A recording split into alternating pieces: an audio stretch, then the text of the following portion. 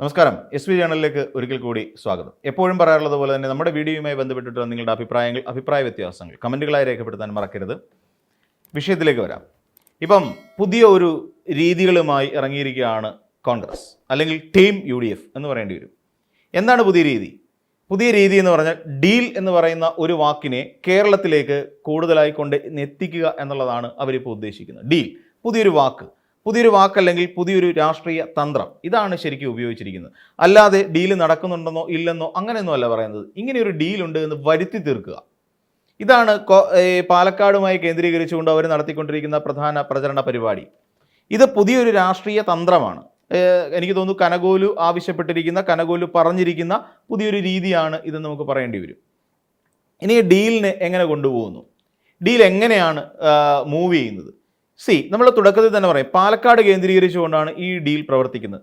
ഇതിന് അവർ കാണിച്ചു തന്ന ഒരു ചിത്രം, അതായത് NMR-ന്റെ വീട്ടിൽ ഹോട്ടലിൽ നിന്ന് നമ്മുടെ സുരേഷ് ഗോപി ഭക്ഷണം കഴിക്കാൻ വരുന്ന സമയത്ത് അദ്ദേഹവുമായി ഇരിക്കുന്നു. സ്വാഭാവികമായും അദ്ദേഹം ഇടത് സ്ഥാനാർത്ഥി, അല്ലെങ്കിൽ അദ്ദേഹം അതിനു മുൻപ് നടത്തിക്കൊണ്ടിരുന്ന അദ്ദേഹത്തിൻ്റെ ഒരു സ്ഥാപനത്തിലേക്ക് ഒരു MP അവിടെ ആഹാരം കഴിക്കാൻ വന്നിരിക്കുമ്പോൾ സ്വാഭാവികമെന്നോണം അതിൻ്റെ ഉടമ അവരോട് സംസാരിക്കുന്ന പതിവുള്ള കാര്യമാണ്. ഇതിനെയാണ് ഡീൽ എന്ന് അവർ ആ ചിത്രം പ്രചരിപ്പിച്ചുകൊണ്ടാണ് ഡീൽ എന്ന് പറയുന്നൊരു സാധനം പുറത്തേക്ക് വിട്ടിരിക്കുന്നത്. അപ്പം ഇതൊരു തന്ത്രമാണ്. ഇതിൽ കെണിയാണ് ശരിക്കും പറഞ്ഞാൽ. അതായത് ഡീലുണ്ടെന്ന് ജനങ്ങളെ ധരിപ്പിക്കുക. ഇനി മറ്റൊരു കാര്യത്തിലേക്ക്, പാലക്കാട് എന്ന് പറയുന്ന മണ്ഡലം കഴിഞ്ഞ തവണ ഇഞ്ചോടിഞ്ച് പോരാട്ടമായിരുന്നു ഷാഫി പറമ്പിൽ അവിടെ നടത്തിയത്. അതിനുശേഷം രാഹുൽ മാങ്കൂട്ടത്തിൽ വന്നപ്പോഴും വലിയ കുഴപ്പമില്ലാത്ത രീതിയിലൊരു മത്സരം നടന്നുവെങ്കിൽ തന്നെയും 2ാം സ്ഥാനത്തേക്കാണ് BJP അവിടെ എത്തി നിൽക്കുന്നത് എന്ന് എല്ലാവർക്കും അറിയാം. ഈ ഷാഫി പറമ്പിൽ അവിടെ വിജയിച്ചത് വലിയ മാർജിനിലൊന്നും അല്ല എന്നുള്ള കാര്യവും നമുക്കറിയാം. അപ്പോൾ ശക്തമായൊരു പോരാട്ടം BJP-യുമായി നടന്ന ഒരു മണ്ഡലം തന്നെയാണ് പാലക്കാട്. ഇത്തവണ ഇതിനു മുൻപ് ആദ്യമായി BJP-ക്ക് ഒരു മേൽക്കൈ ഉണ്ടാക്കിയെടുക്കാൻ വേണ്ടി അവിടെ മത്സരിച്ച ഒരു നേതാവ് ശോഭാ സുരേന്ദ്രനാണ് എന്നുള്ള കാര്യം നമുക്കെല്ലാവർക്കും അറിയാം. അപ്പോൾ ശോഭാ സുരേന്ദ്രൻ മത്സരിക്കുന്നു, ഇത്തവണ മത്സരരംഗത്തേക്ക് ഇറങ്ങുന്നു. UDF-ൻ്റെ രമേശ് പിഷാരടി മത്സരിക്കുന്നു, NMR-ഉം അവിടെ മത്സരിക്കുന്നു. അപ്പോൾ ഇവർ 3 പേരും കൂടിയിട്ടാണ് ഇത്തവണ അവിടെ മത്സരം കടുക്കുന്നത്.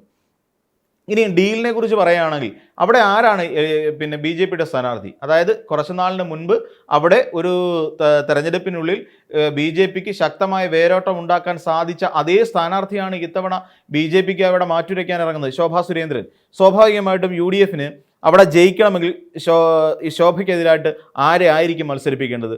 ശക്തനായ ഒരു കോൺഗ്രസ് നേതാവിനെ തന്നെയല്ലേ അവിടെ മത്സരിപ്പിക്കേണ്ടത്? അതിന് പകരം UDF എന്താ ചെയ്തത്? UDF രമേശ് പിഷാരടി എന്ന് പറയുന്ന ഒരു ചലച്ചിത്ര താരത്തെ അവിടെ കൊണ്ടുവന്ന് മത്സരിപ്പിക്കാനിട്ടു. അപ്പോൾ ആദ്യത്തെ ഡീൽ ആരൊക്കെ തമ്മിലാണ് എന്ന് നമുക്ക് വളരെ സിമ്പിളായിട്ട് ആലോചിക്കാവുന്നതല്ലേ ഉള്ളൂ. ഫസ്റ്റ് ഡീൽ അവിടെ നടന്നു കഴിഞ്ഞു. അതായത് നിങ്ങൾ ശോഭയെ മത്സരിപ്പിക്കുകയാണെങ്കിൽ ഞങ്ങൾ പൊതുവിൽ അധികം വോട്ട് കിട്ടാത്ത ഒരാളെ മത്സരിപ്പിക്കാൻ തയ്യാറാണ് എന്ന് ഈ പറയുന്ന UDF നിശബ്ദം അവരോട് പറഞ്ഞു കഴിഞ്ഞു. BJP-ക്ക് ഒരു സൂചന നൽകി കഴിഞ്ഞു. അപ്പോൾ തന്നെ അവിടെ നമുക്കിപ്പോൾ ഉറപ്പിക്കാൻ സാധിക്കും, രമേശ് പിഷാരടിക്ക് മേൽ ശോഭാ സുരേന്ദ്രന് അനായാസേന വിജയിക്കാൻ സാധിക്കും എന്നുള്ളത് വസ്തുതയാണ്. ഇതാണ് യഥാർത്ഥത്തിൽ അവിടെ നടക്കുന്ന ഡീൽ.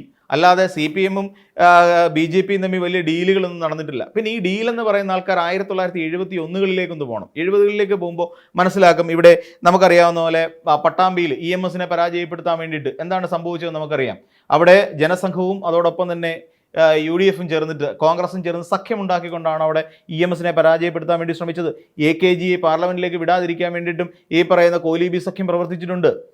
അപ്പം ഈ സഖ്യത്തെ അതോടൊപ്പം തന്നെ ഇങ്ങനെയൊരു ബേപ്പൂരും വടകരയിലുമൊക്കെ ഈ കോലീബി സഖ്യം പ്രവർത്തിച്ചിട്ടുണ്ട് എന്ന് പറഞ്ഞത് KG മാരാർ എന്ന് പറയുന്ന RSS നേതാവ് തന്നെയാണെന്നേ പിന്നീട് പറഞ്ഞു തന്നത്.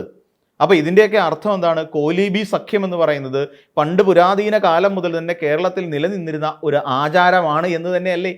എന്നിട്ടല്ലേ ഇപ്പോൾ പറയുന്നത് ഇവിടെ CPM-ഉം BJP-യും തമ്മിൽ ഡീല് നടക്കുന്നുണ്ടെന്ന്? CPM-ഉം BJP-യും തമ്മിൽ ഡീല് നടക്കുന്ന ഏതെങ്കിലും 2 മണ്ഡലം, ഒറ്റ മണ്ഡലം നിങ്ങൾക്ക് ഈ കഴിഞ്ഞ നിയമസഭാ തെരഞ്ഞെടുപ്പിലോ കഴിഞ്ഞ ലോക്സഭാ തെരഞ്ഞെടുപ്പിലോ കാണിച്ചു തരാൻ കഴിയുമോ? ഒരു വെല്ലുവിളി എന്നുള്ള നിലയിൽ തന്നെ ചോദിക്കുകയാണ്. ആർക്കെങ്കിലും ഏതെങ്കിലും ഒരു മണ്ഡലത്തിൽ CPM-ഉം BJP-യും തമ്മിൽ ഡീല് നടന്നിട്ടുണ്ട് എങ്കിൽ അക്കാര്യം ധൈര്യമായി തുറന്നു പറയാൻ എന്തുകൊണ്ടാണ് ഈ UDF നേതാക്കന്മാർക്ക് കഴിയാതെ പോകുന്നത്? വെറുതെ ഇപ്പം പുതിയ ഒരു തന്ത്രം മെനഞ്ഞുകൊണ്ടിരിക്കുകയാണ്. ഇപ്പം നമുക്കറിയാവുന്ന പോലെ ഹിമന്ത് ബിശ്വ ശർമ്മ ഉപയോഗിച്ചുകൊണ്ട് അസം പിടിച്ചെടുക്കുന്നു. അതൊരു കോൺഗ്രസും BJP-യും തമ്മിൽ നടത്തിയ ഡീലാണ്. അതിലൂടെ എന്ത് സംഭവിച്ചു എന്ന് ചോദിച്ചാൽ നമുക്ക് എല്ലാവർക്കും അറിയാം. സിക്കിം, മേഘാലയ തുടങ്ങിയ മേഖലകളിലേക്കെല്ലാം ഈ പറയുന്ന BJP-ക്ക് വേരോട്ടം ഉണ്ടാക്കിയെടുക്കാൻ സാധിച്ചത് ഈ ഒരൊറ്റ ഡീല് കൊണ്ടായിരുന്നു. അപ്പോൾ ഡീൽ എന്ന് പറയുന്ന സാധനം കോൺഗ്രസും BJP-യും തമ്മിൽ എല്ലാ കാലത്തും ഉണ്ടായിട്ടുണ്ട്. നമുക്കറിയാവുന്ന പോലെ ഏറ്റവും ഒടുവിൽ നമ്മുടെ അരവിന്ദ് കെജ്രിവാൾ ജയിലിൽ അടയ്ക്കാൻ വേണ്ടിയിട്ട് കാരണക്കാരായിരുന്നു? ഇതേ കോൺഗ്രസ് തന്നെയല്ലേ? അത് ആർക്കാണ് നേട്ടം ഉണ്ടാക്കിയത്? അതുകൊണ്ട് രേഖ ഗുപ്ത എന്ന് പറയുന്ന ഒരു BJP-കാരി ഡൽഹിയുടെ മുഖ്യമന്ത്രിയായി ചുമതലയേൽക്കുന്നു. ആ കേസ് കൊടുത്തതും കേസ് നടത്തിയതും അതിൽ ഏറ്റവും കൂടുതൽ സന്തോഷിച്ചതും കോൺഗ്രസ്സുകാരാണ്. അപ്പോൾ ആ ഡീലിൽ നിന്ന് ഗുണം കിട്ടിയത് BJP-ക്കല്ലേ? അപ്പോൾ ഈ രീതിയിലുള്ള ഡീലുകൾ എപ്പോഴും നടന്നിട്ടുണ്ട് എന്നുള്ളത് വാസ്തവം തന്നെയാണ്, അതായത് കോൺഗ്രസും BJP-യും തമ്മിൽ. ഇനി കേരളത്തിലെ ഡീലുകളിലേക്ക് വരാം. കേരളത്തിൽ 3 മണ്ഡലങ്ങളിൽ കോൺഗ്രസും BJP-യും തമ്മിൽ ഡീല് നടന്നിട്ടുണ്ട്. ഈ കഴിഞ്ഞ 2016 ശേഷമുള്ള തെരഞ്ഞെടുപ്പുകളിൽ നമ്മൾ പരിശോധിച്ചാൽ മതി, മനസ്സിലാവും. 2016 കാര്യം നമുക്കൊന്ന് നോക്കാം. 2016 നേമം എന്ന് പറയുന്ന ഒരു മണ്ഡലമുണ്ട്. അപ്പോൾ നേമം എന്ന് പറയുന്ന ഒരു മണ്ഡലത്തെ സംബന്ധിച്ചിടത്തോളം അവിടെ 2016 നമ്മൾ 11 എടുത്ത് നോക്കാം. 2011 UDF-ൻ്റെയും LDF-ൻ്റെയും BJP-യുടെയും വോട്ടിംഗ് നില എങ്ങനെയായിരുന്നു നമുക്ക് പരിശോധിച്ച് നോക്കാം. അന്ന് LDF 50,076 വോട്ടുകളായിരുന്നു അന്ന് LDF 2011 നേടിയത്. അതോടൊപ്പം UDF അന്ന് 20,248 വോട്ടുകളും നേടിയിട്ടുണ്ടായിരുന്നു. എന്നാൽ BJP എന്ന് പറയുന്ന BJP അവിടെ മത്സരിക്കുന്ന സമയത്ത് 2ാം സ്ഥാനത്ത് സ്വാഭാവികമായിട്ടും വന്നു. 2ാം സ്ഥാനത്ത് വന്ന് BJP അന്ന് 43,661 വോട്ടുകളാണ് നേടിയത്. അപ്പം 1ാം സ്ഥാനത്ത് LDF-ഉം 2ാം സ്ഥാനത്ത് BJP-യും 3ാം സ്ഥാനത്ത് UDF-ഉം വന്നെങ്കിൽ തന്നെയും അന്ന് UDF-ന് 20,248 വോട്ടുകളുണ്ടായിരുന്നു. എന്നാൽ തൊട്ടടുത്ത തവണ 2016 എത്തുമ്പോൾ അന്ന് O രാജഗോപാൽ BJP-യുടെ സ്ഥാനാർത്ഥിയായി രംഗപ്രവേശം ചെയ്യുന്നു, അല്ലെങ്കിൽ O രാജഗോപാൽ തന്നെ മത്സരിക്കുന്നു. O രാജഗോപാൽ മത്സരിക്കുന്ന സമയത്ത് അന്ന് LDF നേടിയ വോട്ട് ശിവൻകുട്ടി അന്ന് നേടിയത് 59,142 വോട്ടുകളാണ്. അതായത് ഏകദേശം 8,000 ചില്ലുവാനത്തോളം വോട്ടുകൾ അവിടെ ശിവൻകുട്ടിക്ക് കൂടുതലായി കിട്ടി കഴിഞ്ഞ 2011 നമ്മളത് മനസ്സിലാക്കണം. 2, UDF സ്ഥാനാർത്ഥിക്ക് വരുന്നതിനേക്കാൾ മുമ്പേ നമുക്ക് BJP സ്ഥാനാർത്ഥിയിലേക്ക് രാജഗോപാലിലേക്ക് തന്നെ മടങ്ങിപ്പോവാം. അന്ന് രാജഗോപാൽ 2016 നേടിയത് 67,813 വോട്ടുകളാണ്. അതായത് കഴിഞ്ഞ 2011 43,661 വോട്ടുകളാണ് നേടിയിരുന്നതെങ്കിൽ 2016 എത്തിയപ്പോൾ രാജഗോപാൽ നേടിയത് 67,000-ലധികം വോട്ടുകളാണ്. അവിടെയാണ് നമ്മൾ ആ മാറ്റം മനസ്സിലാക്കേണ്ടത്. അമ്മ സ്വാഭാവികമായിട്ടും അടുത്ത നമുക്ക് UDF-ലേക്ക് നോക്കാം. 3ാം സ്ഥാനത്തേക്ക് വീണ്ടും പിന്തള്ളപ്പെട്ട പോയ V. സുരേന്ദ്രൻപിള്ള എന്ന് പറയുന്ന നേതാവിലേക്ക് നമുക്ക് പോയി നോക്കാം. അദ്ദേഹം ആ സമയത്ത് വെറും 13,860 വോട്ടുകൾ മാത്രമാണ് നേടിയത്. അപ്പോഴും 7,000 ചില്ലുവാന വോട്ടുകൾ എവിടെ പോയി എന്നൊരു പിടിയില്ല. അതായത് അവിടെ കിട്ടിയ കഴിഞ്ഞ തവണ 2011 കിട്ടിയതിൽ 7,000 ചില്ലുവാനത്തോളം വോട്ട് എവിടെ പോയെന്ന് പോലും UDF-ന് അറിയില്ല. അവിടെ നൈസായിട്ട് കാര്യങ്ങൾ പാളി. അപ്പം നേമത്ത് നമ്മുടെ രാജഗോപാൽ ജയിച്ചതിൻ്റെ പ്രധാന കാരണക്കാർ V. സുരേന്ദ്രൻപിള്ളയുടെ ടീമായ UDF തന്നെയാണ് എന്ന് നമുക്ക് പറയേണ്ടി വരും. അതാണ് ആദ്യത്തെ ഡീൽ നമുക്ക് പറയാൻ പറ്റുന്നത്. ആദ്യ ഡീൽ 70കളിൽ കഴിഞ്ഞു. അതിനുശേഷമുള്ള ഒരു ഡീൽ നമുക്ക് വളരെ വ്യക്തമായി സ്ഫുടമായി പറയാൻ പറ്റുന്ന ഒന്നിത് തന്നെയാണ്. എന്നാൽ നമുക്ക് മറ്റൊരു കാര്യത്തിലേക്ക് പോകാം. 16ഉം 21ഉം തമ്മിലുള്ള കാര്യം തൃപ്പൂണിത്തുറയിലേക്ക് നമുക്ക് പോയി നോക്കാം. തൃപ്പൂണിത്തുറയിലേക്ക് പോയി നോക്കുമ്പോൾ വളരെ സിമ്പിളാണ്. അവിടെ എന്ത് സംഭവിച്ചു എന്ന് ചോദിക്കുക. 2016 അന്ന് അവിടെ ഉണ്ടായിരുന്ന LDF സ്ഥാനാർത്ഥിയായിരുന്ന M. സ്വരാജ് 62,346 വോട്ടുകളാണ് നേടിയത് 2016. അതിനുശേഷം അവിടെ തന്നെ അന്ന് UDF-ൻ്റെ സ്ഥാനാർത്ഥിയായിരുന്ന K. ബാബു 58,230 വോട്ടുകളാണ് നേടിയത്. ശ്രദ്ധിച്ചു നോക്കുക, 58,230, അതായത് 58,000-ൽ പരം വോട്ടുകൾ നേടിയിട്ടുണ്ടായിരുന്നു. അവിടെ BJP-യുടെ സ്ഥാനാർത്ഥിയായിരുന്ന തുറവൂർ വിശ്വംഭരൻ മാഷ്, ആ തുറവൂർ വിശ്വംഭരൻ മാഷ് നേടിയിരുന്നത് 29,843 വോട്ട്, ഏകദേശം 29,000 ചില്ലുവാനം എന്ന് നമുക്ക് വേണമെങ്കിൽ പറയാം. ഇതായിരുന്നു 2016 തൃപ്പൂണിത്തുറ മണ്ഡലത്തിലെ വോട്ടിംഗ് നില. എന്നാൽ തൊട്ടടുത്ത തവണ, അതായത് 2021 ഒരു 5 വർഷം കൂടി കഴിയുമ്പോൾ ഉണ്ടായ ഒരു മാറ്റം കൂടി നമുക്ക് നോക്കാം. അന്ന് KS രാധാകൃഷ്ണൻ എന്ന് പറയുന്ന സ്ഥാനാർത്ഥിയാണ് തൃപ്പൂണിത്തുറയിൽ മത്സരിക്കാൻ ഇറങ്ങുന്നത്. ഇനിയിപ്പോൾ നമ്മൾ നോക്കേണ്ടത് LDF എന്ന് പറയുന്നത് അന്ന് വോട്ട് കുറയുന്നു, 64,883 എന്ന് പറയുന്ന ഒരു വോട്ടിംഗ് നിലയിലേക്ക് എത്തുന്നു. 64,883, അതായത് ഏകദേശം 2,000-നകത്ത് വോട്ടുകൾ അവിടെ വർദ്ധിപ്പിക്കാൻ M. സ്വരാജിന് കഴിഞ്ഞു എന്നുള്ളതാണ് വാസ്തവം. എന്നാൽ നമ്മൾ രണ്ടാമത് ഇനി പരിഗണിക്കേണ്ടത് BJP-യുടെ നേതാവായ NDAയുടെ നേതാവായിരുന്ന നമ്മുടെ KS രാധാകൃഷ്ണന് കിട്ടിയ വോട്ടുകൾ എത്രയാണെന്ന് നമുക്ക് നോക്കാം. കഴിഞ്ഞ 2016 29,000 ചില്ലുവാനം വോട്ടുകളായിരുന്നു തുറവൂർ വിശ്വംഭരൻ മാഷ് നേടിയതെങ്കിൽ KS രാധാകൃഷ്ണൻ എത്തുമ്പോൾ തൃപ്പൂണിത്തുറയിലുണ്ടായ വോട്ടിംഗ് വെറും 23,000-ലേക്ക് കുറഞ്ഞു. 23,756 എന്ന് പറയുന്ന വോട്ടിങ്ങിലേക്ക് വന്നു. അതിൻ്റെ അർത്ഥം എന്താണ്? അപ്പോൾ ഇവിടെ എത്രയാണ് കുറവ്? ഏകദേശം ഒരു 6000-ൽ ചില്ലുവാനം വോട്ടിൻ്റെ കുറവ് ഇവിടെ നമുക്ക് കാണാൻ സാധിക്കും. ഏകദേശം 6000-ഓളം വരുന്ന വോട്ടിൻ്റെ കുറവ് ഈ KS രാധാകൃഷ്ണന് സംഭവിച്ചു ഈ പറയുന്ന 21-ലെ തെരഞ്ഞെടുപ്പിൽ. എന്നാൽ നമ്മൾ ഇങ്ങോട്ട് നോക്കിക്കോളൂ.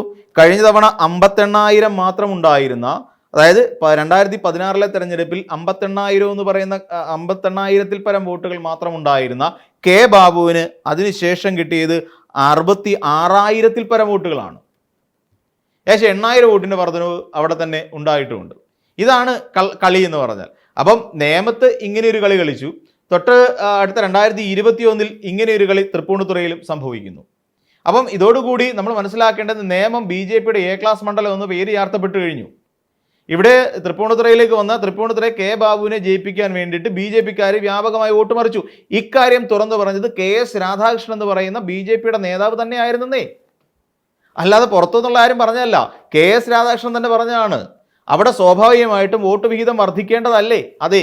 എന്നിട്ടും വോട്ട് വിഹിതം വർദ്ധിച്ചില്ല. പകരം അവിടെ കെ ബാബുവിന് വോട്ട് വിഹിതം വർദ്ധിക്കുകയും തുറവൂർ വിശംബരം മാഷിന് ലഭിച്ച വോട്ടിനേക്കാൾ കുറയുകയും ചെയ്തു KS രാധാകൃഷ്ണൻ. അദ്ദേഹം തുറന്നു പറഞ്ഞു അവിടെ കൃത്യമായി ഒരു വോട്ടിംഗ് നടന്നിട്ടുണ്ട്, ഒരു ചതി വഞ്ചന അവിടെ നടന്നിട്ടുണ്ട്, ഡീല് നടന്നിട്ടുണ്ട്.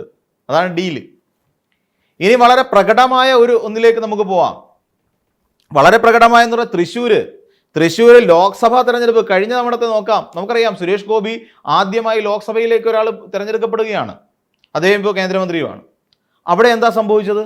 അവിടെ സംഭവിച്ചത് മറിച്ചായിരുന്നില്ല.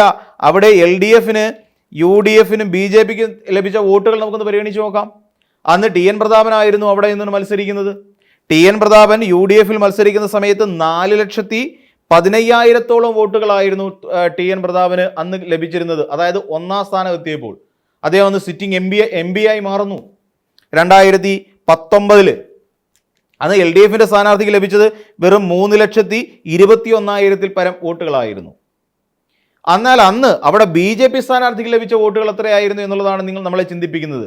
വെറും 2,93,000 വോട്ടുകൾ മാത്രമായിരുന്നു. 93,000-ൽ ചില്ലുവാനം വോട്ടുകൾ മാത്രമായിരുന്നു അന്ന് 2019-ൽ അവിടുത്തെ BJP സ്ഥാനാർത്ഥിക്ക് കിട്ടിയത്. എങ്കിൽ 2024-ലേക്ക് എത്തുമ്പോഴെന്ത് സംഭവിച്ചു എന്നുള്ളത് നമുക്ക് നോക്കണം. 2024-ലേക്ക് എത്തിയപ്പോൾ സംഗതി ആകെ തകിടം മറിയുന്നു. 2024-ലേക്ക് എത്തിയപ്പോൾ അവിടെ LDFന്റെ വോട്ട് വിഹിതത്തിൽ സംഭവിച്ചത് ഇങ്ങനെയാണ്. LDFന്റെ 3,21,000 എന്നുള്ള കഴിഞ്ഞ കണക്കിൽ നിന്നും 3,37,000 LDFന്റെ വോട്ട് വിഹിതം ഉയരുന്നു. അതായത് സുനിൽകുമാറിന്റെ വോട്ട് ഉയരുന്നു, 3,37,000 ഉയരുന്നു. BJPക്ക് എന്ത് സംഭവിച്ചു? BJP 29,000-ൽ പരം വോട്ടുകളിൽ നിന്നും, അല്ല 2,93,000 എന്ന് പറയുന്ന ഒരു വോട്ട് നിലയിൽ നിന്നും BJPക്ക് അല്ലെങ്കിൽ സുരേഷ് ഗോപിക്ക് സംഭവിച്ചത് എന്താ? 4,12,000 എന്ന് പറയുന്ന ഒരു കണക്കിലേക്ക് കുതിച്ചു കയറ്റമാണ് സംഭവിക്കുന്നത്. അപ്പോൾ 29,000-ൽ നിന്നും 2,93,000 എന്ന് പറയുന്ന ഒരു കണക്കിൽ നിന്നും 4,12,000 എന്ന് പറയുന്ന വലിയൊരു കണക്കിലേക്ക് അത് എത്തിപ്പെടുകയും ചെയ്യുന്നു. എന്നാൽ ഇവിടെ നമ്മൾ പരിശോധിക്കേണ്ടത് ഇത്തവണ 2024 ലോക്സഭാ തെരഞ്ഞെടുപ്പിൽ തൃശ്ശൂരിൽ മത്സരിച്ചത് ശക്തരിൽ ശക്തനായ കെ മുരളീധരനായിരുന്നു. ആ കെ മുരളീധരന് കഴിഞ്ഞ ലോക്സഭാ തെരഞ്ഞെടുപ്പിൽ കിട്ടിയത് വെറും 3,28,000-ൽ പരം വോട്ടുകളായിരുന്നു എന്നുള്ളതാണ് രസം. അതായത് കഴിഞ്ഞ തവണ 4,15,000 കിട്ടിയ സിറ്റിംഗ് സീറ്റിൽ കെ മുരളീധരൻ മത്സരിക്കുമ്പോൾ അത് 3,28,000-ആയി UDFന്റെ വോട്ടിംഗ് നില കുറയുന്നു.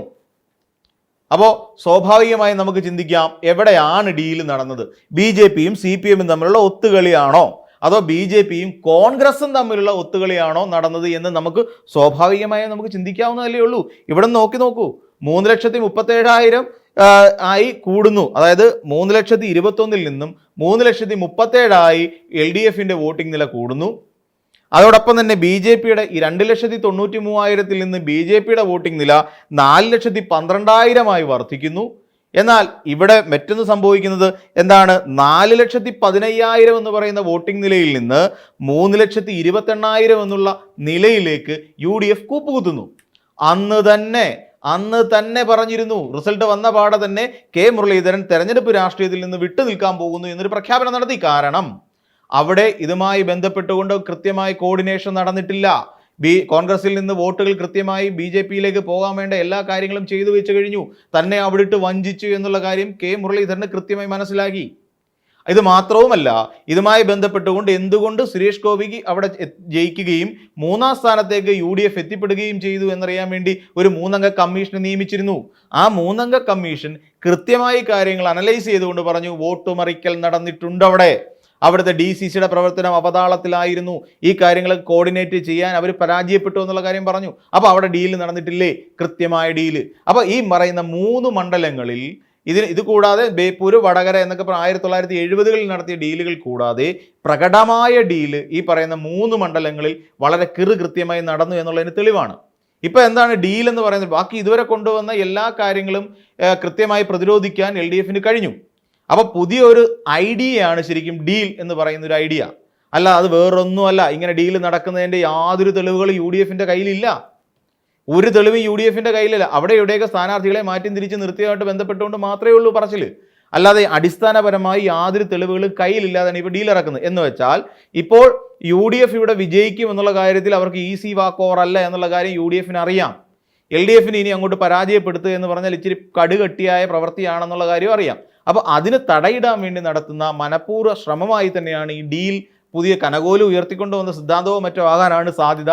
ഈ രീതിയിലൊരു അടിച്ച് വെക്കുകയാണ് ഇപ്പോൾ ചെയ്യുന്നത്. അല്ല, ഡീൽ എന്ന് പറയുന്നൊരു സാധനം ശരിക്കും സംഭവിച്ചിരിക്കുന്ന പാലക്കാട് കോൺഗ്രസും BJP-യും തമ്മിലാണ് എന്ന് പ്രത്യക്ഷത്തിൽ ഉദാഹരിക്കാൻ കഴിയുന്ന രീതിയിൽ ഇരിപ്പുണ്ട് എന്നുള്ളതാണ് വസ്തുത.